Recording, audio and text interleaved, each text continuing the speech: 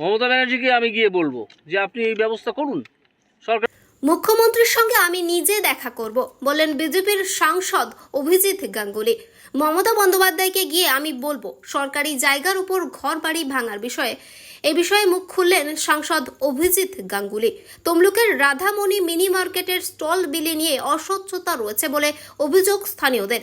সেই অভিযোগ খতিয়ে দেখতে শনিবার এলাকার স্টল পরিদর্শন করেন তমলুকের বিজেপির সাংসদ অর্থাৎ প্রাক্তন বিচারপতি অভিজিৎ গঙ্গোপাধ্যায়।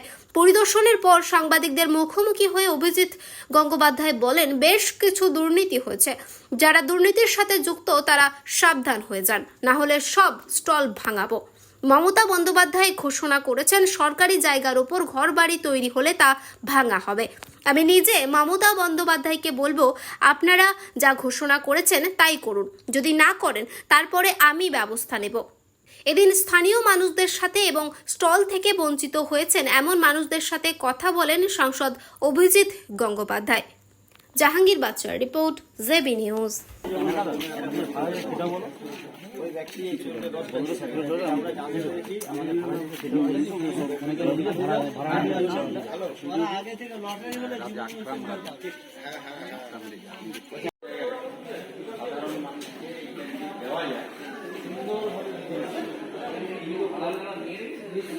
একটা অজানা কারণ আছে, যে কারণের জন্য এখানে কাউকে দিচ্ছেও না।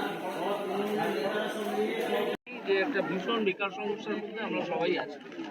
তো আমি চেষ্টা করছি, একটু সময় লাগবে, আমি চেষ্টা করছি যদি হলদিয়াতে কিছু মাঝারি সাইজের কারখানা তৈরি করা যায়, তা যদি হয় তাহলে কিছু লোক অন্তত চাকরি পাবে।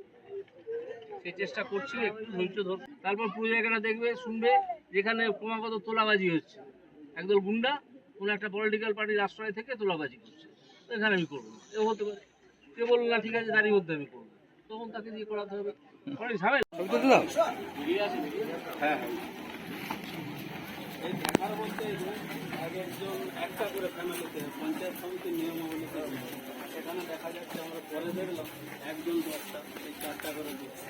আর নিয়মাবলীতে আছে জানলেন একজন 10টা, হ্যাঁ সেটা আছে আমরা জানি, কেউ 6টা, আমরা একাধিক একটা ফ্যামিলিতে সরকারি জায়গায়। হ্যাঁ, এটা শোনা যাচ্ছে যে হর্টিকালচারাল ডিপার্টমেন্ট এই রাজ্যের, তারা পঞ্চায়েত সমিতিকে দিয়ে দিয়েছিল। পঞ্চায়েত সমিতি তারপর এখানে দোকানঘর করে এবং বিভিন্ন পরিবারকে একটা করে দেওয়ার কথা দোকানঘর, একটা পরিবারকে 8টা 10টা দিয়েছে। সেই পরিবারেরা দোকানঘরে গোডাউন চালাচ্ছে বা 10টা দোকানই চালাচ্ছে, বা তারা অন্য লোককে ভাড়া দিয়ে দিচ্ছে। অথচ এখানকার লোকজন যারা অ্যাপ্লাই করেছিলেন তাদের নাম ওঠেইনি, আবার অনেককে কিছু জানানোই হয়নি, হঠাৎ করে গোপনে লটারি হয়ে গিয়েছে। এই নিয়ে একটা বিশাল অভিযোগ আসছে এবং প্রচুর টাকা হাত বদলের অভিযোগ আসছে। এটা আমরা খতিয়ে দেখব। আমি এখানকার বিজেপি কর্মীদের বলে গেছি যে আপনারা একটা লিস্ট তৈরি করুন, সেই লিস্ট অনুযায়ী আমরা এখানে ব্যবস্থা নেব এবং খতিয়ে দেখব কি দুর্নীতি আছে না আছে। আমারও পুরো ব্যাপারটা দেখে একটু সন্দেহ তৈরি হচ্ছে, দেখা যাক আমরা কতদূর কী করতে পারি। তবে যারা এখানে দুর্নীতিতে জড়িত যদি কেউ থাকেন, তারা কিন্তু এক্ষুনি বিষয়টা সঠিকভাবে সমাধান করার চেষ্টা করুন, না হলে কিন্তু সব ঘর ভাঙা পড়তে পারে। এটা কিন্তু দীর্ঘদিনের সমস্যা, সব দোকান ভাঙা পড়তে পারে, আমি বলছি তো, সব দোকান ভাঙা পড়তে পারে। এবং সেটা মমতা ব্যানার্জি যে জিনিস ঘোষণা করেছেন যে সরকারি জমি দখল করে যদি কিছু হয় তাহলে সেগুলো ভেঙে দেওয়া হবে, সেই নীতি অনুযায়ী হবে। মমতা ব্যানার্জিকে আমি গিয়ে বলবো যে আপনি এই ব্যবস্থা করুন।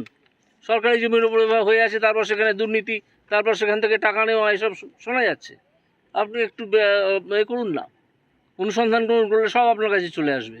আর তা যদি না হয় তাহলে তো অন্য ব্যবস্থা আছেই। আজকে অভিযোগ করলাম স্যার, যাতে আমরা ব্যবসা বাণিজ্য করতে পারি, যে সুযোগটা আমাদের দেওয়া হয়নি, আমরা জানতে পারিনি কিভাবে বিল্ডিং বিলি হলো বা কে পেলো, আমাদেরকে তো জানায়নি, কিছু জানায়নি, যাতে আমরা পাই সেই আশ্বাস রাখছি অভিজিৎ বাবুর উপরে। অভিযোগটা হচ্ছে এখানে এক ব্যক্তি এক ফ্যামিলিতে 6টা রুম পাচ্ছে, কিন্তু অন্য একজন ফ্যামিলি পাচ্ছে না ব্যবসা করার জন্য, যেটা কারা পাচ্ছে একসাথে এই যে ছটা? এখানে যারা পয়সা গুড়ি দিয়ে রুম কেনার ক্ষমতা আছে ওরাই করছে, আর যারা গরিব মানুষ তারা পাচ্ছে না, তারা বঞ্চিত হচ্ছে। কি নাম? আমার নাম বিমল মল্লিক।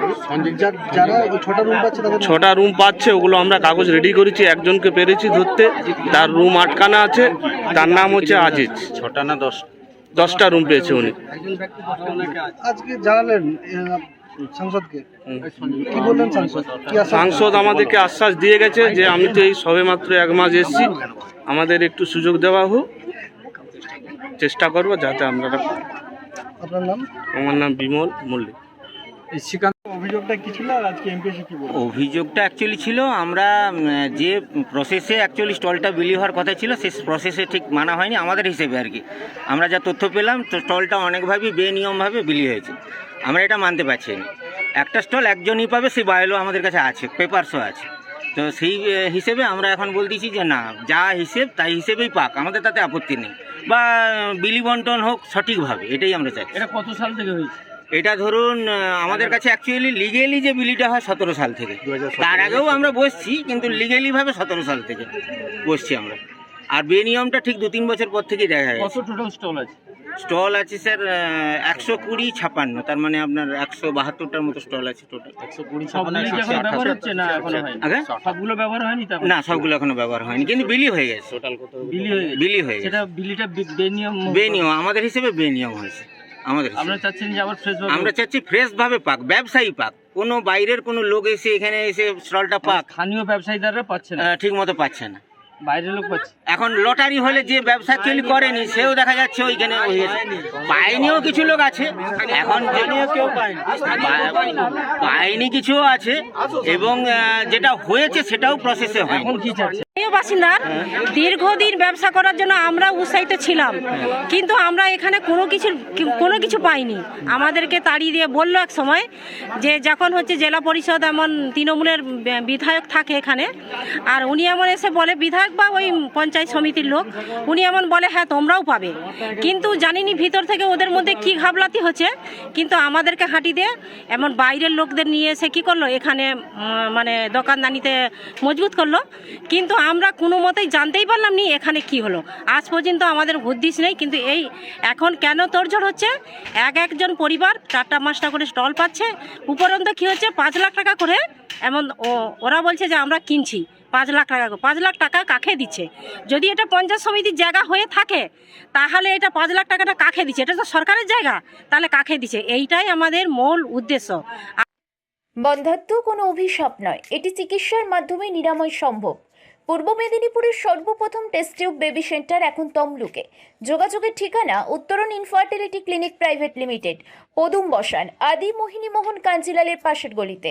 যোগাযোগ 9679225556 এই নম্বরে। মার্বেল কেনার একমাত্র নির্ভরযোগ্য ঠিকানা marble hub. Design your dream house. আমাদের পরিষেবায় শুধু ভারতীয় ডিজাইন নয়, আমাদের এখানে রয়েছে ইতালিয়ান মার্বেলের সম্ভার। মার্বেল ঘাঁটি রাজ্য রাজস্থান থেকে আসা সমস্ত ধরনের মার্বেল পাওয়ার সেরা ঠিকানা মার্বেল হাব। আর শুধু মার্বেলই নয়, আমাদের এখানে রয়েছে টাইলসের নামি দামি কোম্পানির বিপুল সম্ভার। তাই আর দেরি নয়, আপনার স্বপ্নের বাড়িকে সাজাতে বিশ্বাসযোগ্য ও আপনার সাধ্যের মধ্যে মূল্য ও উন্নত মানের মার্বেল পাওয়ার একমাত্র ঠিকানা মার্বেল হাব। আজই আসুন আমাদের শোরুমে। আমাদের ঠিকানা চাটরা শহীদ মাতঙ্গিনী বিডিও অফিসের পাশে, বুড়ারিহাট, পূর্ব মেদিনীপুর। যোগাযোগ করুন এই ফোন নাম্বারে 9002804201 এবং 6295537518 এই নাম্বারে। হলমার্ক সোনার গহনা কিনতে চাইছেন কিন্তু বিশ্বস্ত দোকান খুঁজে পাচ্ছেন না, তাই তো আর ভাবনা চিন্তার প্রয়োজন নেই। আজই আপনার প্রয়োজনে চলে আসুন আমাদের শোরুমে। New Mahaprabhu jewellers and box, আপনার সৌন্দর্য আমার অলংকার, বিশ্বস্ততার একমাত্র ঠিকানা, আপনার সাধ্যের মধ্যে সোনার গহনা পাওয়ার একমাত্র ঠিকানা। ভারত সরকার অনুমোদিত HUID সার্টিফাইড হলমার্ক যুক্ত সোনার গহনা পাওয়ার নির্ভরযোগ্য প্রতিষ্ঠান। আপনার মনের মতো ডিজাইন অর্ডার অনুযায়ী তৈরি করা হয় ও নিত্য নিত্য নতুন আধুনিক মডেলের সোনার গহনা পাওয়া যায়। এছাড়াও কম দামে সার্টিফাইড আসল খাঁটি গ্রহরত্ন, চাঁদির উপর গহনা, আকর্ষণীয় শোপিস সহ ভাইরাল পলা, শাখা, নোয়া বাঁধানো ও সোনা ও রূপোর সমস্ত জিনিস সাধ্যের মধ্যে দিয়ে থাকি। আমাদের ঠিকানা মিলননগর, পশ্চিম বাজার, সোনাপেত্তা টোল প্লাজার নিকট, গোবিন্দপুর, পূর্ব মেদিনীপুর। আমাদের ফোন নম্বর 8016055885 অথবা 7001738190।